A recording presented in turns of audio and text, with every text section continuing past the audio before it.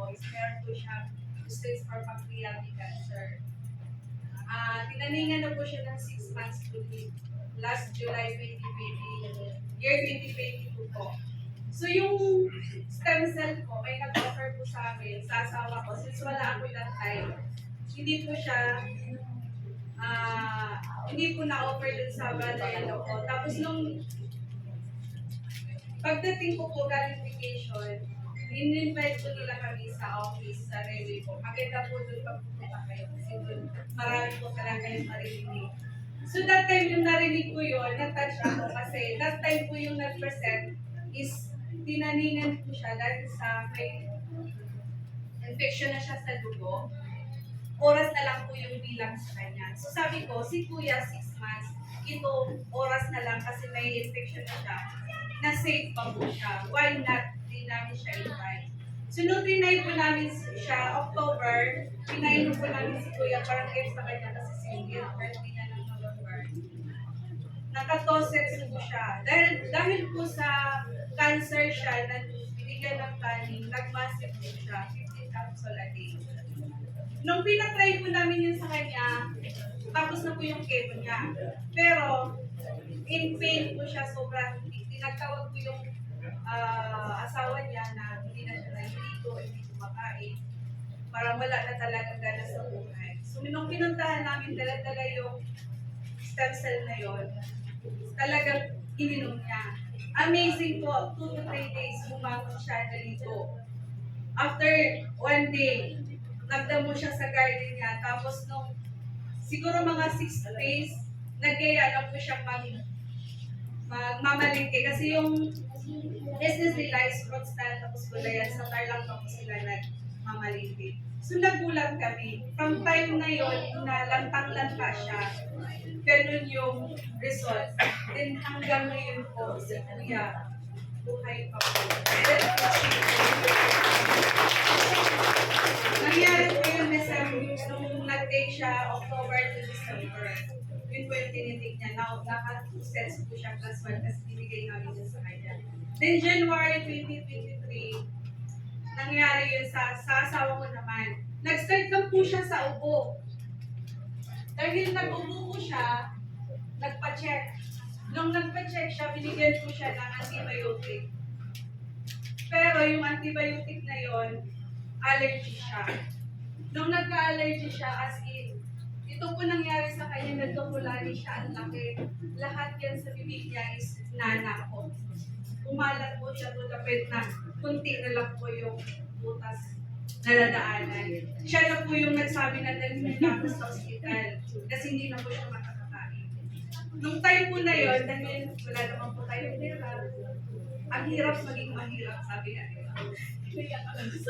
Sorry po Tapos yun, nagpunta kami sa ospital.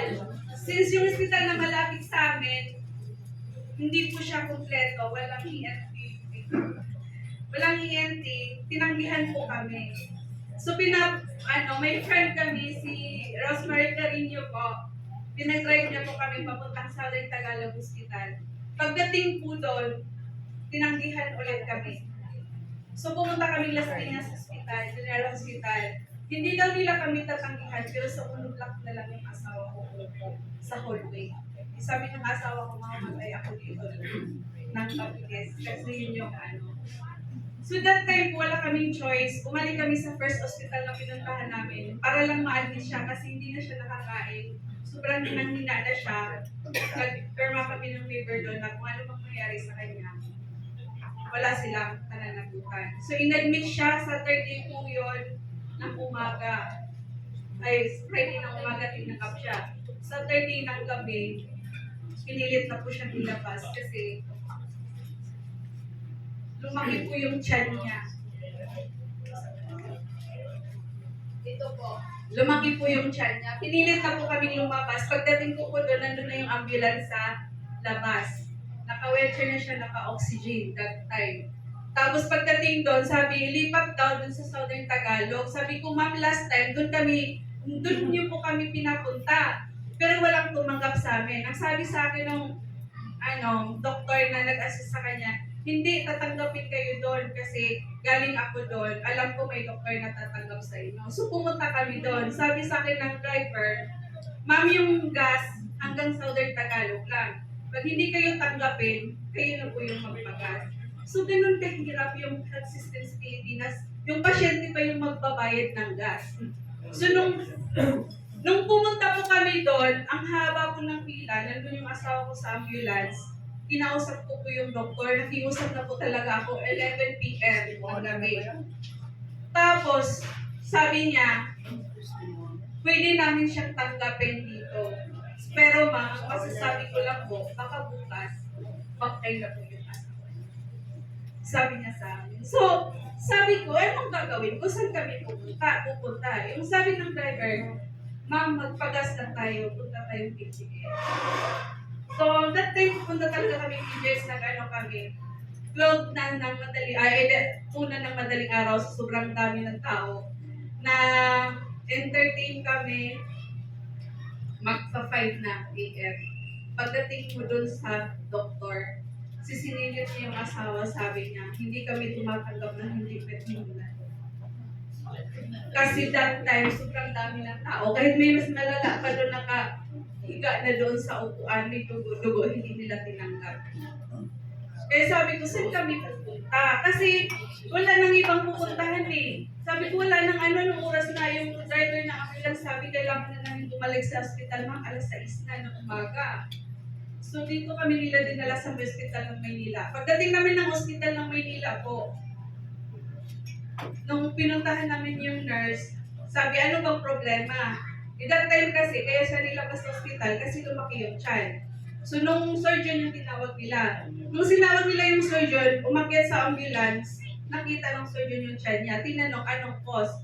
So, sabi namin, nag-start lang sa pitik, nagka-allergy, nagkanana. Sabi niya, ay hindi ako, sa ENT yan. So bumaba siya, naghanap na naman kami sinong ENT na available. So pinapunta na naman yung ENT. Pag-akyat ng ENT, nakita niya yung tiyan ng asawa ko na lumaki. Sabi niya, hindi ako yan. Kasi dito daw siya. Sabi ko, sino? Saan kami lalapit? Ilang ospital na? Ganito ba talaga to? Parang gusto ko nang mang-away doon. Ganito ba talaga yung hospital natin sa Pilipinas? Imbis na tulungan ka, lalo ka talagang manghihina dahil sa ganong sitwasyon. So, ang nangyari po, buti na lang talaga, grateful ako dun sa nurse, sabi niya, kakausapin ko. Kinausap ang tagal ng negotiation nila, sabi ng nurse, kung ano yung case ng tiyan, doon lang yung doktor. Kung ENT, ENT lang. So, ang tagal, umabot kami ng 7 AM. Doon siya, sa ENT. As in, dilaw na siya. Tapos, pagkatapos niya sa ENT, nirefer siya ng ENT sa surgeon. So, ang nangyari po, nung inano siya ng surgeon, chinek siya ng surgeon, napabangon siya kasi ang sakit niya ng tiyan. Sabi ng surgeon, sige, meron talagang something. Magpa-ultrasound ka. Since hindi po kami taga-Maynila, hindi po kami tinanggap. Pinauwi lang din po kami. So, wala nang ambulance, wala na kami magsasakyan, nag-grab na lang po kami pa uwi. So, nung dumating po kami sa bahay, ayan po yung nakahiga siya. Pumatok po si Mami Mamangla. Yun po yung mother-in-law ni Sis Rose, mother ni Radjalong, sila po tumulong sa amin. Pumatok po siya sa bahay namin, tapos may dala po siya isang bote ng stem cell. Sabi po niya, Brad, itry mo to, inumin mo. In that time, nung pagtalikod ng ni Mamangla, umiyak yung asawa ko. Sabi ko, ba't ka umiiyak? Dahil ba may nag-care sa'yo? O dahil nadagdagan yung utang natin? Kasi yung saktuyan namin, paluwal namin yun, 2 set. Tapos sabi niya, hindi, iinom ako. Kahit hirap na hirap siyang lunukin yung malalaking capsule, 9 capsule a day po siya. So after po 3 to 4 days, meron po siyang tinatawag na healing crisis. Nag-shoot up po yung BP niya kasi high blood siya, nagpalpitate din po yung heart niya, mabilis. Pero pag tinitingnan mo, okay siya. Pero yung pinoproblema niya yung baka daw atakihin siya. So, ang ginawa namin, nag-observe lang kami, tuloy-tuloy yung pag-take po niya. Then after nun, nung time na may project po kasi siya sa Cavite City, kailangan puntahan. Doktor po yung may-ari nun. Yung doktor po na yon, before pa kami nung nag-take siya ng fourth year na yon, kinabukasan nag-ultrasound kami. Nung nag-ultrasound po siya, ma'am, nung nag-ultrasound po siya, meron pong nana yung gallbladder niya. Ito po, ayun po siya.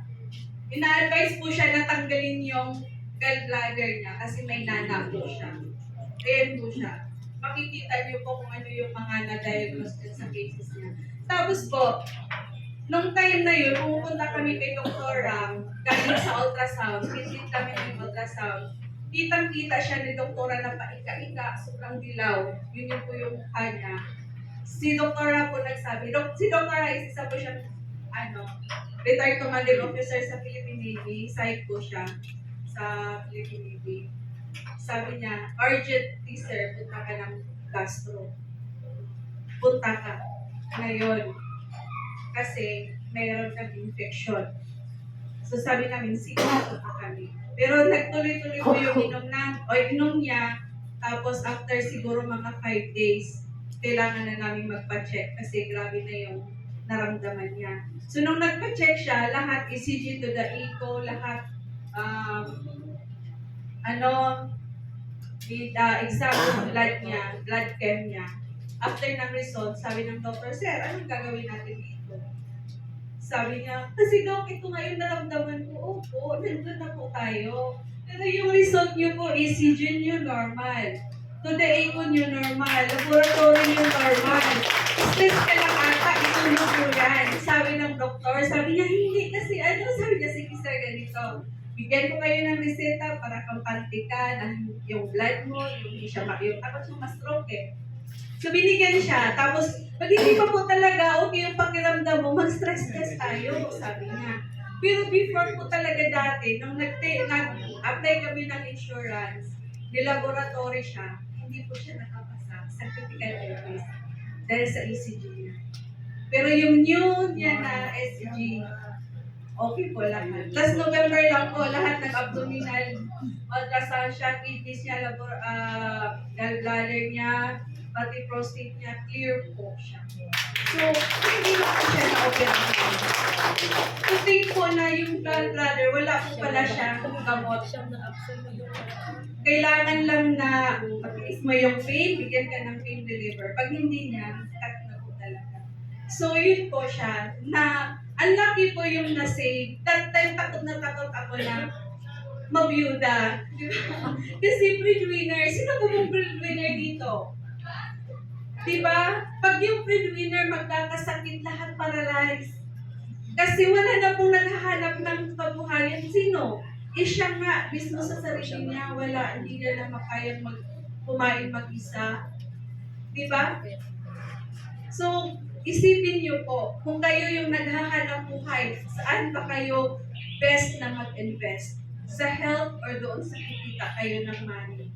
Ang pera nakikita, pero yung buhay hindi po na ibabalik. Yun po siya. Marami po akong pwedeng i-share kasi dahil po doon, nag-start kaming, sabi ko, nangyari sa kuya namin, nangyari sa asawa ko, bakit hindi ko siya i-share? Kung nakakatulong sa amin na pareho kung hindi naman hirap sa pinansyal, tinatanggihan ng ilang ospital. Baka po meron din katulad ko na merong problema na matutulungan din namin. Kasi hindi rin nila malalaman yun pag hindi natin sinishare. Yun po siya. Maraming salamat.